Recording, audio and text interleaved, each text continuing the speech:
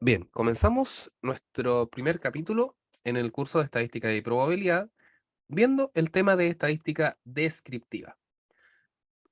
Tomemos en cuenta, ¿cierto?, que la estadística es, digamos, una ciencia que estudia el comportamiento, ¿cierto?, de distintas personas, empresas, países, etcétera, respecto a diversas mediciones que a estas se les hace. Pero, yendo desde el principio, ¿cierto?, podemos hacernos algunas preguntas. Por ejemplo, ¿qué es una estadística? ¿O cómo la reconocemos? ¿O cuál es su definición formal? ¿Ya? Entonces, eh, lo primero, ¿qué es una estadística? ¿Ustedes sabrían definir qué es lo que es una estadística o dónde la ven o dónde la podemos encontrar? ¿O cómo saben que una estadística es tal o cual cosa? ¿O cómo la podemos definir? Son preguntas que son importantes. Entonces, para responder a esto, ¿cierto? Eh, la estadística es la ciencia que habla de la recolección, presentación, análisis y uso de datos para tomar decisiones, solucionar problemas y diseñar productos y procesos. Ya es una definición igual bastante amplia, ya tiene hartas cosas, pero principalmente tiene estas actividades: recolectar, presentar, analizar y usar datos y tomar decisiones. Tiene esas 5 partes. Si ustedes lo ven como un diagrama de flujo, ¿cierto? Todo parte desde la recolección y termina en la decisión. Las técnicas estadísticas, como ustedes pueden ver ahí, pueden constituir una poderosa herramienta para diseñar nuevos productos y sistemas, así como para diseñar y mejorar procesos de producción. Ahora, ¿en qué nos sirve esto a nosotros? Por ejemplo, si ustedes quieren presentar un nuevo producto en el mercado, ¿cierto? Y ver más o menos cómo anda la situación, lo más sensato es que ustedes tomen a un grupo de personas y les pregunten: oiga, este es un producto nuevo, ¿le gustaría probarlo? Lo prueba la persona y le preguntan, bueno, ¿le gustó, no le gustó? ¿Podría ser mejor? ¿Podría ser peor? En fin, ¿ya? O también, por ejemplo, para saber cuánto invertir en un negocio, ¿ya? Dependiendo de otros negocios que existan, dependiendo de ciertos valores del mercado, en fin. ¿Ya? Se puede aplicar a distintos contextos. Por ejemplo, estos 3 gráficos que les voy a mostrar son de 3 situaciones diferentes, pero en que todos ciertos son estadísticas. Esto que está acá es la aplicación de una escala que está evaluada entre 0 y 7. ¿Ya? Es como una escala en donde ustedes le preguntan alguna afirmación. Y esto para arriba es la cantidad de personas que contestó o que tuvo un promedio cercano al valor que está aquí. Entonces, ¿qué es lo que podemos ver? Que, por ejemplo, las notas entre 0 y 2 fueron muy poca gente la que lo obtuvo. ¿Ya? Si ustedes se dan cuenta, hasta 20 apenas son personas que lograron entre 0 y 2. Después, ya cuando pasamos de 2 a 3, esta se incrementa, ya desde 20 hasta 60.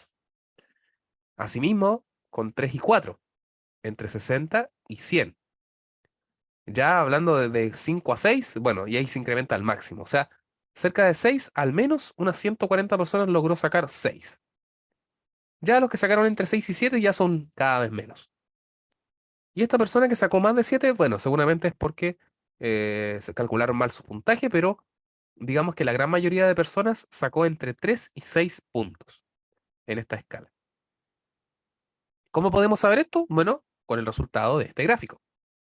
¿Ya? Este gráfico, si ustedes lo ven, forma como una especie de densidad aquí. Uno puede ver una forma de esto. Entonces, esta densidad significa de que la mayoría está en este sector, entre 5 y 6, porque son las barritas más altas. Este otro gráfico se denomina árbol de decisión. Su nombre lo dice. Ustedes pueden ir tomando decisiones en función de ciertas variables o ciertas características. Por ejemplo, que el color sea rojo. ¿Ya? Esto es para comprar un automóvil. Si el color es rojo, puedes elegir que sí o que no. ¿Ya? Si eliges que sí, la siguiente pregunta que te hacen es, bueno, ¿el modelo es más nuevo que el 2010? Si la respuesta es sí, lo compras. Y si no lo es, te preguntan acerca del kilometraje o del millaje en este caso. Si dijiste que el color no era rojo, te preguntan si es amarillo. Si es no, no lo compras. Si es amarillo, bueno, si es Ferrari, lo compras y si no, no lo compras. En cambio acá lo compras si es rojo, si el modelo es 2010 o superior, o bien tiene un kilometraje de menos de 50.000 kilómetros. O sea, los verdes me dicen en qué casos compro y los rojos en cuáles casos no compro. ¿Ok? Esto se denomina un árbol de decisión. Y esto otro, ¿cierto? Que seguramente alguno de ustedes lo debe conocer, ¿ya? Es como cuando uno invierte en cripto, ¿ya? Aquí está el comportamiento por hora o por día incluso del precio de una cripto. Está entre 1,33 y 1,38. Pero digamos que si invertiste mucho, acá te pegaste una caída fea, luego te recuperaste, volviendo casi a donde estabas al inicio, y de repente una caída mucho más fea hasta acá, hasta 1,34. Que a lo mejor no es tanto, pueden ser estos euros, ¿ya? Bajaste 4 centavos de euro, pero si invertiste 10.000 o 100.000, es harta plata la que perdiste, ¿ya? Y de nuevo se pega un estirón, una recuperación en los últimos periodos. Entonces aquí estamos hablando del 23 de julio de 2007 hasta el 16 de agosto de 2007. ¿Ok? Entonces esto se denomina una serie de tiempo. ¿Vale? Esos son, digamos, como tres tipos de gráficos. Existe un montón más, pero son gráficos que uno puede ver en situaciones reales, en situaciones concretas. ¿Ya? Y lo importante es que nosotros sepamos identificar cuáles son los gráficos, para qué sirven y qué es lo que nos quieren decir.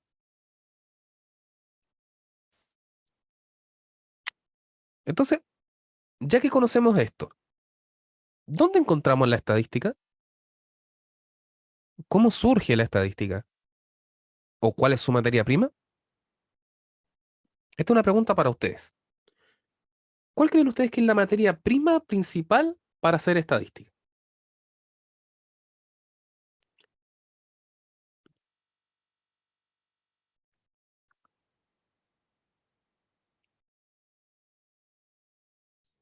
Los datos.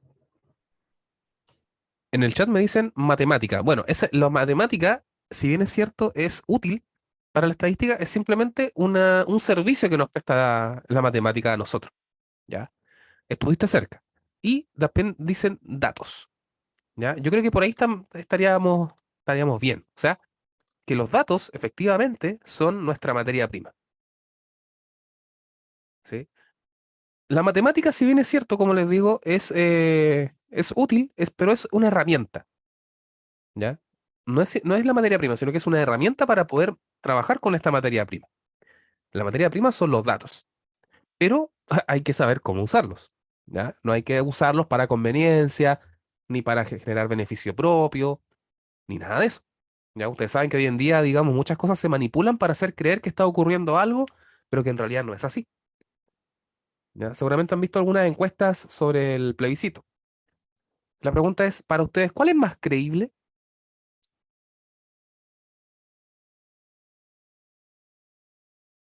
¿Hay alguna encuesta que sea más creíble con respecto al plebiscito o con respecto a alguna elección presidencial o qué sé yo?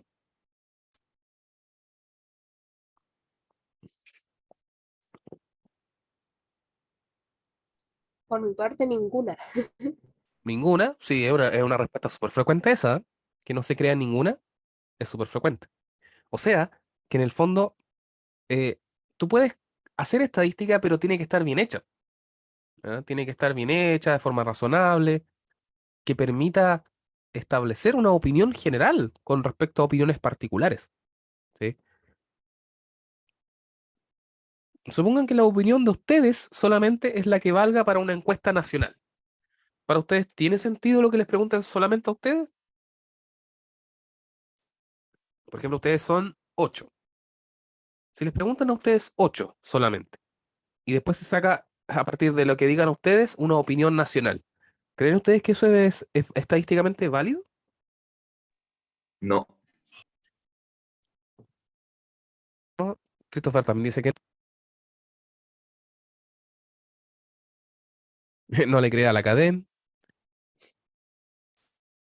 Bueno, claramente no. O sea, digamos que si una encuestadora solamente le pregunta a ustedes 8 y después con eso dicen, ah, bueno, en el país pasa esto, claramente no es válido, porque ustedes son un grupito muy pequeño de gente de una ciudad o de una zona geográfica de una cierta edad y digamos que entre ustedes no hay, por ejemplo, adultos mayores, entre ustedes no hay, digamos, personas casadas o con hijos, en fin, ¿ya?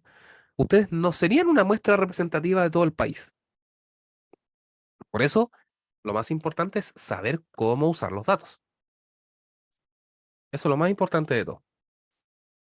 Entonces, ya entrando de lleno, ¿cierto? A lo que es el análisis estadístico, ya sabemos cómo se define, cuáles son las actividades que hacemos en la estadística, recolectar, procesar, analizar, usar y tomar decisiones.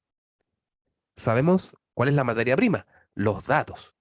Bueno, dentro de los datos tenemos dos opciones, eso de acuerdo a su naturaleza, datos numéricos o datos no numéricos. Ya, ahí ustedes pueden ver ejemplos. Datos numéricos, la edad, las distancias, puntajes e ingresos socioeconómicos. ¿Qué otro ejemplo de dato numérico ustedes me podrían dar?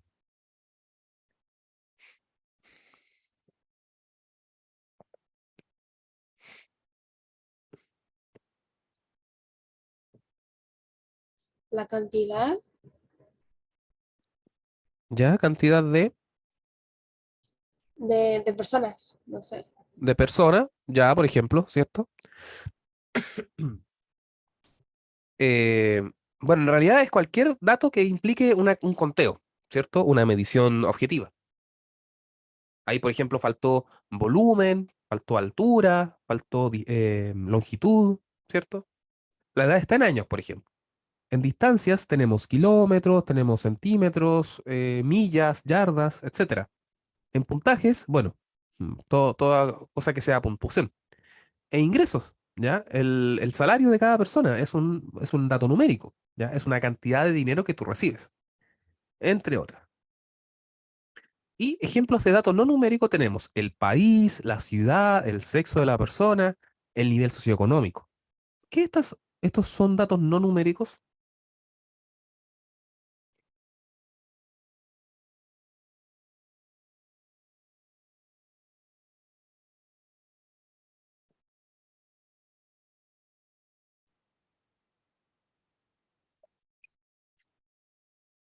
O sea, igual es claro por qué no lo son, pues. O sea, el país es simplemente el nombre del país. La ciudad, lo mismo. El sexo, bueno, no es número. El nivel socioeconómico puede ser em, bajo, medio alto, alto, qué sé yo, ¿ya?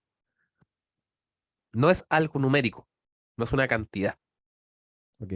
Entonces uno puede inventar los ejemplos que uno quiera. A ver, si yo les pregunto, a ver, ¿el root de una persona es un dato numérico o no numérico?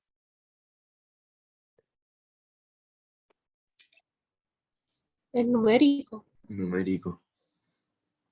O sea, digamos que también se le puede equiparar a la edad, a la distancia, al puntaje. O sea, el root sería una cantidad de algo. No, es no numérico. Ah, no, no, no, en ese caso no, no hay una cantidad. Es no numérico porque es único de una sola persona. Claro. Ya, perfecto. Y si yo les digo que tampoco es no numérico, ¿me creerían? Fíjense, Sí, el no numérico, ¿ya?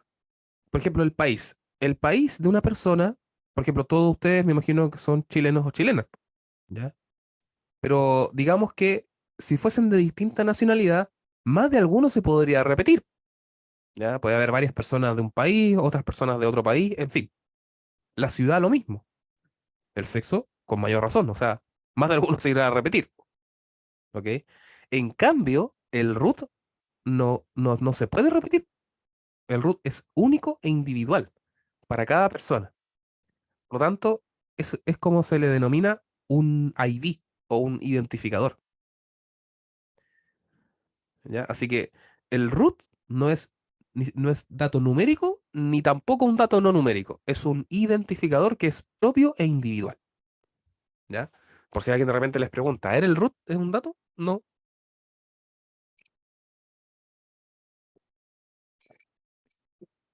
¿Ya? Así que ahí hay una excepción, que es el identificador. Y cualquier cosa que lo sea, un código, ¿ya? Por ejemplo, cuando ustedes van a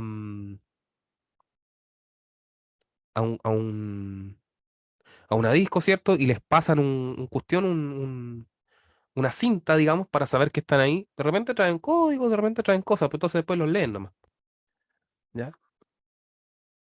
Cosas de ese tipo. Perdón. Ya. Ahora, lo importante es esto. Si tomamos varios datos de varios individuos, ¿cierto? Generamos variabilidad. Por ejemplo, si le tomamos el país a distintas personas, la distancia, el ingreso, ¿cierto? Si tomamos distintos datos a distintas personas, esta variabilidad puede ser pequeña o grande, dependiendo del dato. ¿Ya? Por lo general, las variables numéricas tienen mayor variabilidad porque son datos más distintos. Por ejemplo, los ingresos pueden ser muy distintos, las distancias también. Por ejemplo, ¿cuál es la distancia de su casa a la universidad? ¿Ya? ¿Ustedes son todos de Puerto Montt o son de lejos también? No sé, de Calbuco, Maullín, por el lado del Pacífico, o Cochamó, por el lado de la cordillera, o Puerto Vara, Frutillar, qué sé yo, por esos lados. Cuénteme, de dónde son ustedes? ¿Son todos del centro, de la capital? Osorno. Ah, mira tú.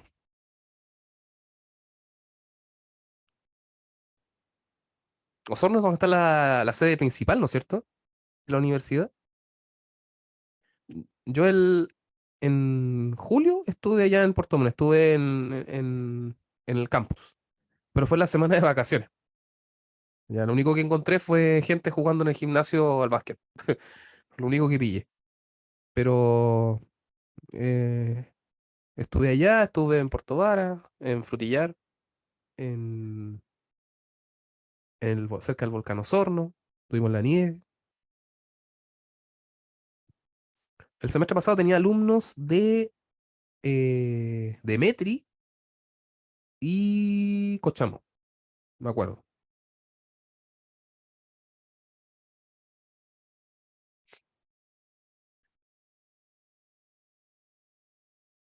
Bien, entonces, claro, como dice ahí, ¿cierto? Si tomamos varios datos de distintas personas, generamos variabilidad. ¿Ya? Eso es lo más importante que ustedes tienen que entender. Entonces, eh, ya pasamos al segundo concepto que es variable. Variable se define como la medición de cierto tipo que cambia caso a caso y que no es constante. Se denota habitualmente como la variable X. ¿Ya? O sea, la edad es una variable porque puede ser distinta persona a persona y que no es constante. Ya sería muy raro que fuese constante la edad. O sea, en un grupo de personas, por ejemplo, la edad de ustedes debe ser 20, 19, 20, por ahí, quizá. O, por ejemplo, el país. Ya en este caso son todos chilenos, por lo tanto, eh, no sería una variable útil de ejemplo, pero sí, quizá la ciudad. Ya, la ciudad cambia caso a caso y se denota como la variable X llamada ciudad. Ahora, dependiendo del tipo de dato, numérico o no numérico, ¿ya? También las variables se pueden clasificar en cuantitativas o categóricas. Las variables cuantitativas son variables de tipo numérica que representan cantidades. ¿Ya? Aquí entra la edad, ¿cierto? Los ingresos, los puntajes, las distancias, longitudes, todo eso. Y en las variables categóricas son variables de tipo no numérica que representan atributos. Atributos, obviamente, que no son cantidades. ¿Ya? Y ahí entran, ¿cierto? El país, la ciudad, ¿ya? El sexo, el nivel socioeconómico, entre otras. ¿Ya? El departamento de la empresa donde trabaja, el título universitario, cosas así. Ok, Entonces, ya, supongamos que ya recolectamos datos, que hicimos una encuesta, ¿cierto? Tomamos variables, las reconocimos. Entonces es momento de hacer el procesamiento y realizar interpretaciones. Sin embargo, las variables cuantitativas se subdividen en dos grupos más, dependiendo del tipo de número que conforman. ¿Ya? Esto es un poquito más de detalle ya, pero digamos que las variables cuantitativas por lo general se tratan todas de la misma forma, ya sea eh, como números reales, bien digo, ¿ya? Pero aún así es importante que las distingamos porque a veces la forma de tratarlas puede cambiar. Por ejemplo, para las variables cuantitativas, si son números enteros, se va a llamar variable cuantitativa discreta. ¿Ya? Por ejemplo, acá está la edad. La edad es un número entero. ¿Ya? Yo no tengo 10,5 años, tengo 10. O digamos que el número de hijos que yo tengo, 0, 1, 2, 3. ¿Ya? Está aquí. En cambio, cuando son números reales o con decimales, si ustedes quieren, ya representaría una variable cuantitativa continua. Por ejemplo, el IPC. ¿Ya? El IPC, la UEF, ¿cierto? La UEF está en decimal. ¿Ustedes sabían que el valor de la UEF está en decimal? Todas las tasas de interés, los indicadores económicos, los indicadores de dinero, las mediciones, distancia, longitud, temperatura, todo eso está acá. Acá por lo general están los conteos de cosas. Y en el caso de las variables cualitativas también se pueden distribuir de dos formas. Una, si es que no tienen orden jerárquico las categorías y si es que la tienen. Por ejemplo, el sexo es una variable cualitativa nominal porque no tiene orden jerárquico. En cambio, el nivel socioeconómico sí es una variable cualitativa ordinal porque uno al saber la categoría ya sabe cuál es más baja o más alta que otra. ¿Ya? Por ejemplo, un nivel socioeconómico bajo es claramente más bajo que cualquiera de los otros. O un nivel socioeconómico medio alto es más alto que un medio bajo, es más alto que un bajo. ¿Ya? Eso ya se sabe. ¿Ok? Entonces tenemos variables cualitativas o categóricas y variables cuantitativas. Las categóricas se pueden subdividir en nominales u ordinales y las cuantitativas en discretas o continuas. Entonces la primera tarea, ¿cierto? Para nosotros es identificar qué variable, ¿cierto? Corresponden nuestros datos, ¿ya? Pero digamos que ya tenemos una idea de cómo hacerlo. Bien, quiero saber si es que hay alguna duda hasta esta parte.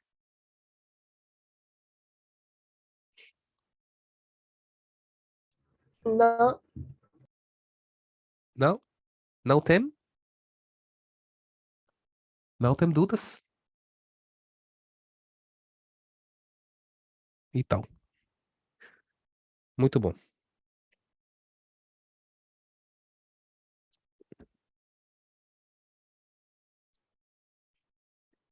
Bien, ya teniendo en cuenta, ¿cierto? Que podemos clasificar nuestras variables, ahora vamos a aprender cómo tratarlas y cómo resumirlas para poder hacer interpretaciones.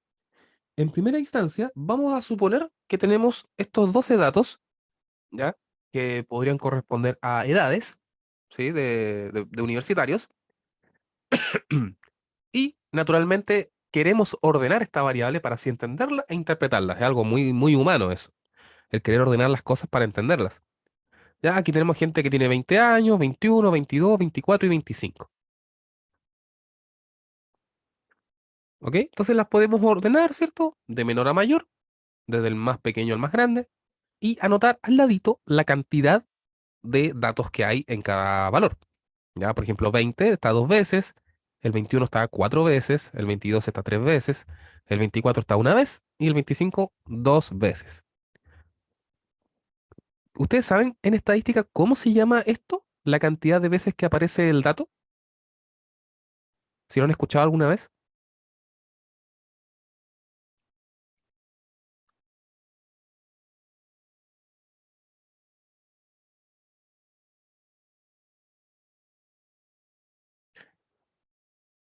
Bueno, yo creo, a lo mejor lo han escuchado. Se llama frecuencia. ¿Mm? Frecuencia es la cantidad de veces que aparece el dato en un conjunto. ¿Ok? Entonces, la frecuencia del 20 es 2, la frecuencia del 21 es 4, la frecuencia del 22 es 3, la frecuencia del 24 es 1 y la frecuencia del 25 es 2. O sea, la cantidad de veces que aparece. ¿Ok? Luego, podemos obtener el total de datos sumando tales frecuencias. Naturalmente acá podemos ver que son 12, podemos contarlo incluso con un dedito, con nuestros ojos, ¿ya? Pero si en vez de tener 12 tuviésemos 120 o 1200 datos, ¿ya? Y no los tenemos enumerados así, bueno, ahí lo más conveniente, ¿cierto? Es sumar las frecuencias y tener el total de datos de esa forma. O sea, 2 más 4 más 3 más 1 más 2 nos da un total de 12 datos. Es decir, la variable es la edad y tiene en total 12 datos. ¿Perfecto? Ya, me pueden ir preguntando cuando ustedes quieran. Luego, podemos añadir una columna nueva que trae la proporción de casos con respecto al total. ¿Ya? Aquí es únicamente, ¿cierto?, tomar el valor de la frecuencia y dividirlo por el total de casos. 2 de 12, 4 de 12, 3 de 12, 1 de 12 y 2 de 12. ¿Ya? Para comprobar de que esto lo hicimos bien, sumamos todo esto, nos tiene que dar precisamente 12 de 12, que es un entero.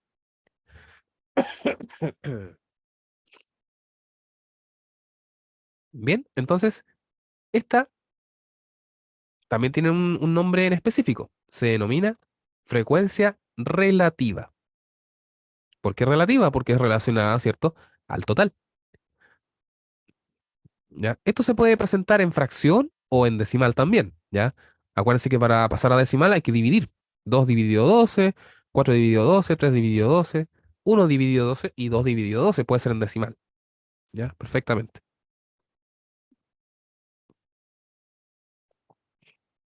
¿Ya? Aquí lo hicimos.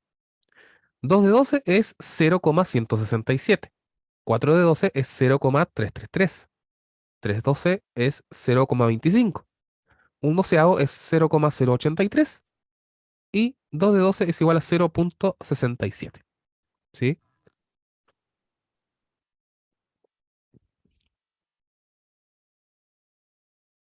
Bien. Además, podemos añadir dos frecuencias nuevas, la frecuencia acumulada y la frecuencia relativa acumulada. La frecuencia acumulada es únicamente, ¿cierto?, ir incrementando los casos hasta llegar al total. Por ejemplo, en los datos del 20, que son los dos primeros, nos genera 2 acumulados hasta ese punto. Luego, al añadir los 4 datos del 21, ya tenemos 6 datos. Después, al añadir el 22, tenemos 3 datos nuevos y 6 más 3 son 9 datos. Después, 1 más, 10 y después 2 más, 12. ¿Ok? En el fondo, esto nos dice cuántos hay desde el inicio hasta el valor que se menciona. Por ejemplo, este 9 significa que hay 9 personas que tienen 22 o menos años. Después, la frecuencia relativa acumulada es lo mismo, pero con la frecuencia relativa. Vamos acumulando los porcentajes hasta que llegue a 1.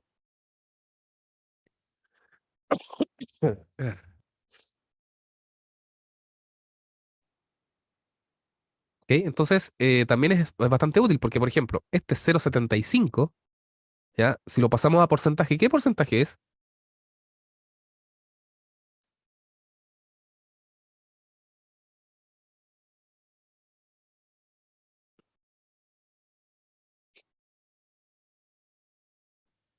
75%, efectivamente. O sea, el 75% de estas personas tiene 22 o menos años. Y aquí uno ya habla en porcentaje, pues, ya que es como lo común en encuestas, ¿ya?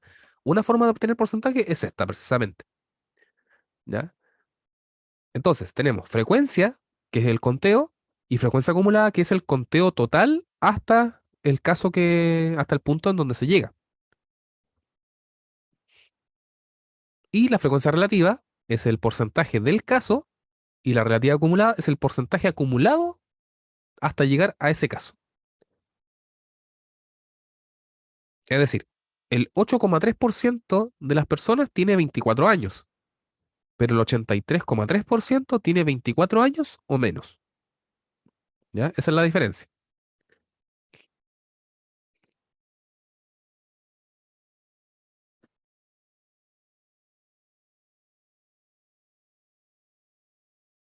¿Ok? Échenle, mírenlo un momento y díganme si es que está bien o si es que necesitan alguna ayudita en esto. Ok, entonces, todas estas definiciones están resumidas aquí. Primero, frecuencia o frecuencia absoluta. Cantidad de veces que se repite el dato. El total es la sumatoria de las frecuencias absolutas. La frecuencia relativa es la fracción o la proporción respecto al total. Y eso se puede expresar en decimal o en porcentaje, o en fracción, de hecho. Frecuencia acumulada, cantidad de casos menores o iguales al dato correspondiente. Y frecuencia relativa acumulada es la proporción acumulada de casos menores o iguales al dato correspondiente. ¿Ya? Esa es la diferencia entre las primeras con las segundas, que las segundas son acumulativas.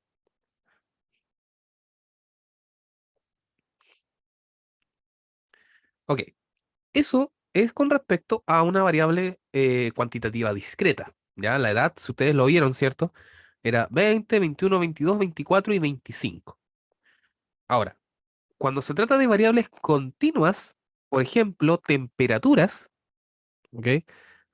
Las temperaturas tienen decimales. Entonces, si ustedes lo piensan, a ver, si miden las temperaturas semanales en un año con decimal, ¿valdrá la pena tabularlas de a una? Aquí en este caso la respuesta es que no, ¿ya? No vale la pena tabularlas de a una porque, digamos, tendrían un caso cada una y no sería muy razonable, ¿ya? Entonces la estrategia acá es distribuirlas en rangos de categorías o intervalos de categorías. Más o menos algo como esto, mira. Algo así. Categoría uno, 2, 3, 4, 5, 6, 7, ¿ya? Entonces, ¿cómo se hace esto? Ya, supongamos entonces que tenemos una variable continua, ¿cierto? Que la queremos clasificar en grupos. Para poder saber la cantidad de grupos, aproximamos mediante esta función. 1 más 3.3 logaritmo de la cantidad de datos. ¿Ya? Por ejemplo, si estoy hablando de 100 datos, logaritmo de 100 es 10, por 3,3 es em, 33 más 1, 34, por ejemplo. Lo que se recomienda siempre es que sea ojalá entre 6 y 7 grupos para que no sea tan extenso. Luego, ya obteniendo la cantidad de grupos, se determina la amplitud de cada categoría como el máximo, el dato más grande, menos el dato más pequeño, dividido el número de rangos que obtuve antes. Es más que nada para saber desde dónde hasta dónde va cada intervalo. O sea, esto nos va a dar el margen de aumento.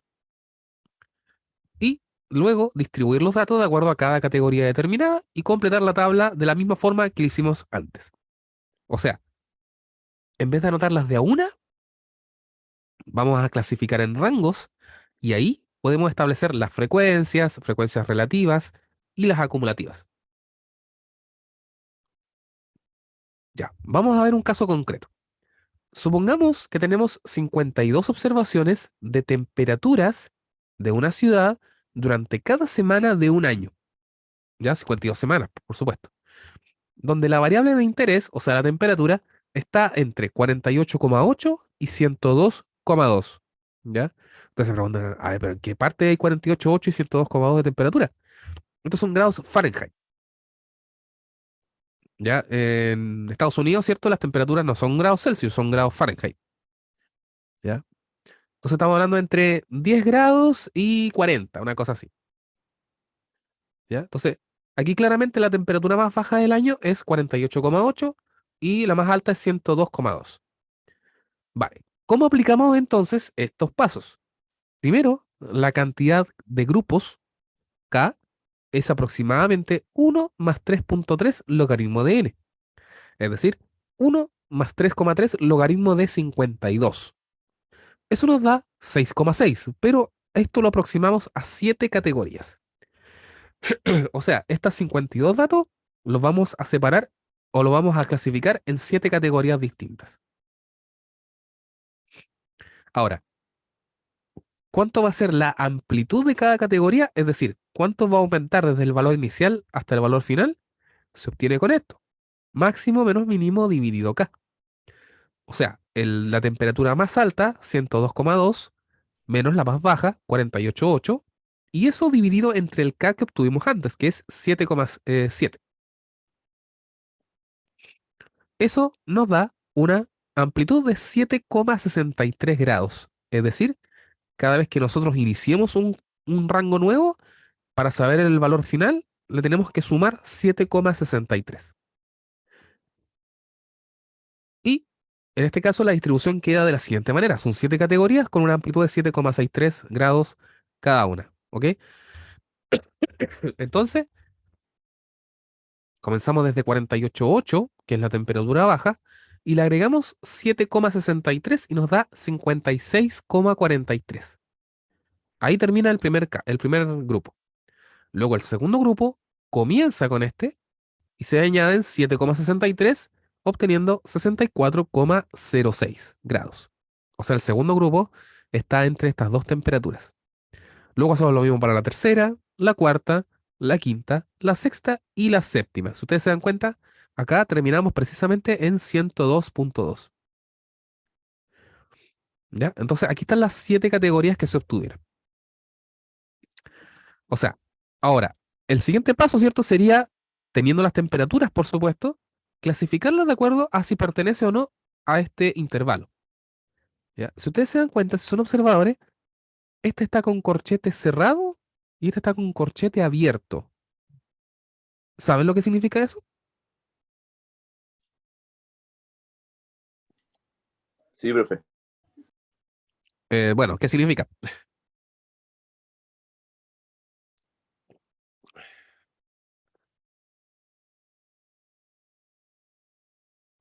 ¿Qué significa que el corchete está abierto o cerrado? Que lo incluya o no lo incluya. Por ejemplo, en categoría 1, 56,43 está abierto. Entonces eso quiere decir que ese, esa temperatura de 56,43 se va a considerar en la siguiente categoría, cerrado. Se comienza ahí. Claro, o sea, esa es la jugarreta en este caso. Si tuviésemos una temperatura igual a 56,43, no la podemos clasificar en la primera. Tiene que ser sí o sí en la Claro, segunda porque el corchete la incluye. claro. Perfecto. ¿Ya? Entonces, repito para los que no lo sabían. Esto, ya, bueno, acá cometí una equivocación, está abierto igual. Son todos abiertos excepto el último. El primer límite del intervalo siempre tiene corchete cerrado, porque siempre está incluido, pero el final no. El final no está incluido. Solamente si yo quiero incluirlo, lo tengo que incluir en el siguiente, sí o sí. Cualquier valor que esté entre medio de ahí cabe dentro del intervalo, ¿ya? Pero si es alguno de los límites, va a depender de cuáles. Y la única definición nueva, ¿cierto? Es la que se denomina marca de clase. No es otra cosa que el punto medio de cada intervalo de las categorías. Es decir, promediamos estos. Acuérdense que promediar es sumar y dividir por 2, en este caso. 48,8 más 56,43 dividido 2 y nos da esta marca de clase, el punto medio. Lo mismo en todas las demás. Nos dan los distintos puntos medios. Esto es útil, por ejemplo, cuando uno quiere graficar histogramas, que es algo que vamos a ver más adelante. Pero también sirve para calcular el promedio, que también vamos a ver más adelante. Bien, algunos gráficos que siempre son útiles de conocer son los siguientes. Por ejemplo, histograma, si ustedes lo ven acá, ¿cierto? Histograma proviene directamente de la utilización de una variable continua. En este caso, con intervalos de 1 a 5, de 5 a 9, de 9 a 13, de 13 a 17, de 17 a 21 y de 21 a 25. Y cada altura expresa la cantidad de datos que están dentro de cada uno de estos intervalos. Sirve para ver la densidad de la variable, sirve para ver si es que la variable es sesgada hacia un lado o no, entre otras. Esto que está acá se llama gráfico de líneas punteadas. Sirve para establecer, por ejemplo, avances en el tiempo o bien comportamiento de cierto indicador, por ejemplo, los fondos de la AFP, ¿ya? Los fondos de la AFP generalmente los muestran de esta forma, ¿ya? Por ejemplo, este de acá puede ser el fondo A, este puede ser el B y este el C. ¿ya? El C tiende a ser más irregular, el fondo B tuvo una caída, después se recuperó, y el fondo A estaba abajo y de repente subió al valor más alto. ¿Ok? Esto sirve para hacer una comparación en paralelo. Otro gráfico muy conocido también es el gráfico circular, cuya porción representa cuál es más o menos la proporción o porcentaje respecto del total. Acá el pedacito más grande, por supuesto, es el que tiene mayor porcentaje, o sea, del primer trimestre. Después está el segundo, el tercero y luego el cuarto. Y otro gráfico también que es interesante es el gráfico de caja y bigote. ¿Ya? Sirve para ver cómo se distribuye la variabilidad o bien la extensión de la variable en relación a los casos. Por ejemplo, acá, en la primera categoría, al parecer tenemos una variabilidad más o menos parecida. Ya están todas entre menos 50 y 50, con un puntito que se aleja un poco. Ya vamos a ver de qué se trata eso. Este puntito se aleja un poquito de los demás. Seguramente está mal medido o fue una medición muy exagerada. Después, en la segunda, tenemos esta que es más variable, esta que es menos variable, que está entre menos 10 y 20, por ejemplo, y esta otra que es un poquito menos variable que la primera, pero más que la segunda. Y está más arriba, de hecho. En cambio, la categoría 3, la azul y la gris, tienen prácticamente el mismo comportamiento y la naranja es mucho menos variable. Y está solamente en el sector positivo. Estas dos están incluso hasta el lado negativo. ¿Ya? Pero también vamos a verlo más adelante cómo funcionan este tipo de gráficos. Bien. Con esto concluimos la primera clase de nuestro primer capítulo. Ya en la siguiente clase vamos a ver medidas de tendencia central. Vamos a entrar de lleno a lo que es el cálculo de, de la media, la mediana y la moda. ¿Ya? Eso es lo que vamos a empezar a ver desde la próxima semana.